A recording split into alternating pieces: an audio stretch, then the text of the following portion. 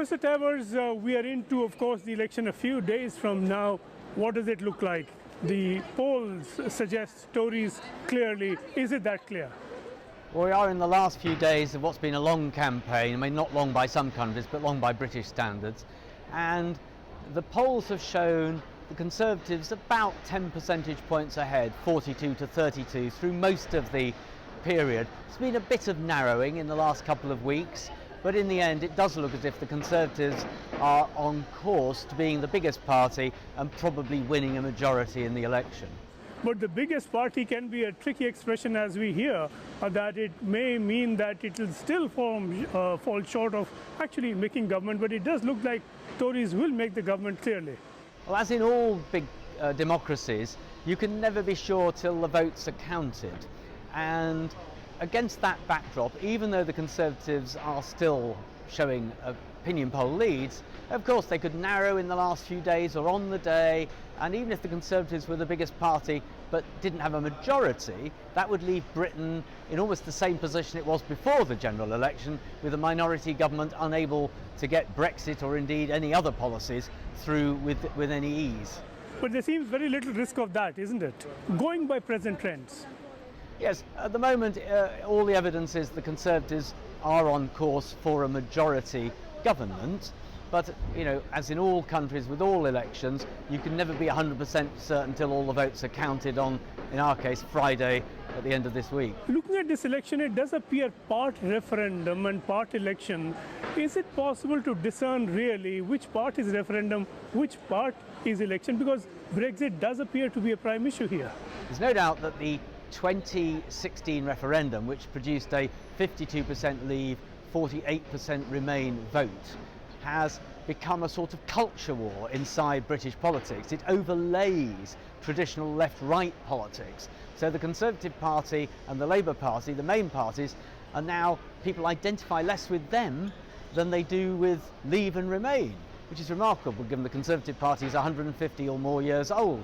So it has transformed politics, which is not to say that traditional issues like the National Health Service, education and so on are not still present in the election, but they're overlaid by Leave and Remain and by the whole Brexit issue, which remains unsorted. You know, the position of the Labour Party on Brexit has been a bit perplexing to many of us. It seems to have evolved. Do we know in a nutshell what that position is? Is it that if they win, they will do another agreement and then put that to the vote? Well, the Labour Party's Brexit policy is complicated.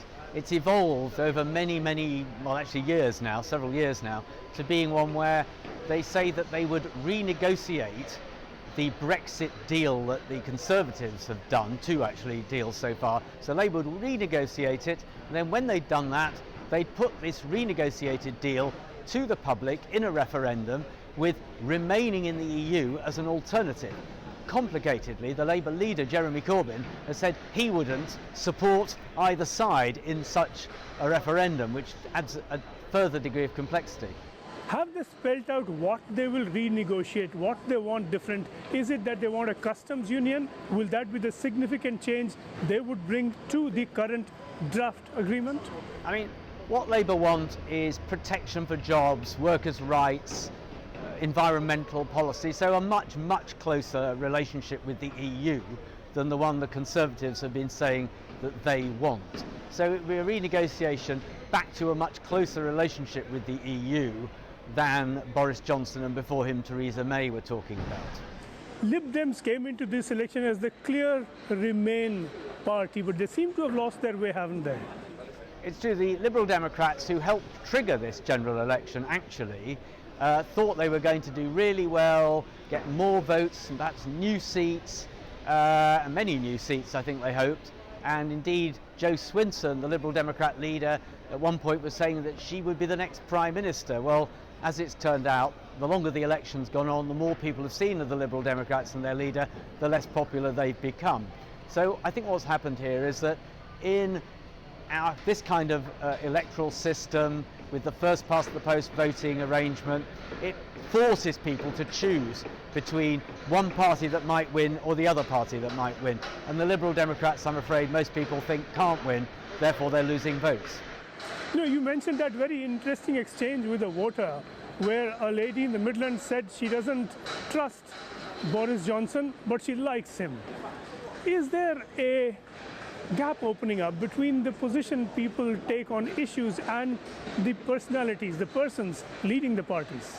There's no question that personalities matter much more in politics, and not only in the UK, than they used to, and that people want to have leaders, particularly heads of government, that they recognise and that they like, or at least they feel are powerful, whatever it is. And so in that sense, the fact that Boris Johnson is highly visible, much recognised, people love to have their selfies taken with him in the streets, helps the Conservatives, and he is more popular as a leader than either Jeremy Corbyn for Labour or Joe Swinson for the Liberal Democrats, by some margin more popular. If Boris Johnson comes into the government, is there a chance or a risk, let's say, that Britain will lose Scotland?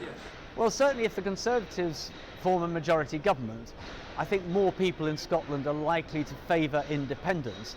But of course the challenge is that if there's a Conservative majority government, it almost certainly wouldn't allow another referendum in Scotland to take place.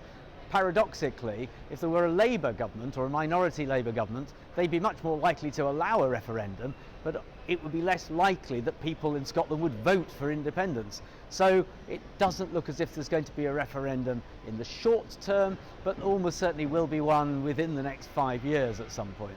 There's some sort of a South Asian split that appears to be opening up in this election, with the Indians voting apparently by trends that are indicative, overwhelmingly Tory now, while the Pakistani vote goes to Labour, and between the two you have between 1 and 2 million votes. So it can be a very significant vote, particularly in a close contest. How are you seeing this sort of split opening up and this sort of importation of South Asian politics into the election here? There's no question that in constituencies where there are large numbers of South Asian voters, so that's particularly in London, but also in Birmingham and Leicester and other big cities, there is differentiation amongst South Asians from different countries and indeed different religions. So Indians, Hindus and Sikhs have been shifting towards the Conservatives now for some time, in fact, whereas Muslims from Pakistan, India and Bangladesh much more likely to vote Labour. So in some ways this is simply becoming a more plural vote within the broad South Asian population, and you can see it behaving very differently. You go to Harrow in northwest London, there's clearly a substantial South Asian vote voting Conservative, otherwise the Conservative MP wouldn't get back there each time. I mean, a lot of people say that this is not the way it should be. Of course, it's another question what should be and what is, but is this being seen as somehow divisive of the South Asian community here, if you think of that as a single whole in any sense at all? I don't think it's particularly divisive. No, I mean, groups of voters, let's take an earlier group of voters, Jewish voters in Britain. Jewish voters have long been plural. Some of them vote Conservative, some vote Labour, perhaps at the moment more of them not so sympathetic to Labour for reasons that have to do with issues that the Labour Party is facing. So I don't think that, in a sense, if South Asian voters over time gradually start to vote, 50% for one party, 50% the other, or at least equally for different parties, in a sense that's just a sign that they are becoming more like the population that they or their parents or grandparents moved to. So, I think it's just part of the normal movement of politics. Finally, sir, the manifesto, there are some differences that do stand out, and seen from the South Asian perspective, there is clearly a difference in the foreign policy statements. The Labour Party puts Kashmir as the first place in its policy objectives that it will focus on and want a resolution on, of the kind that it would like to see. Is this becoming a significant factor in this election, Kashmir?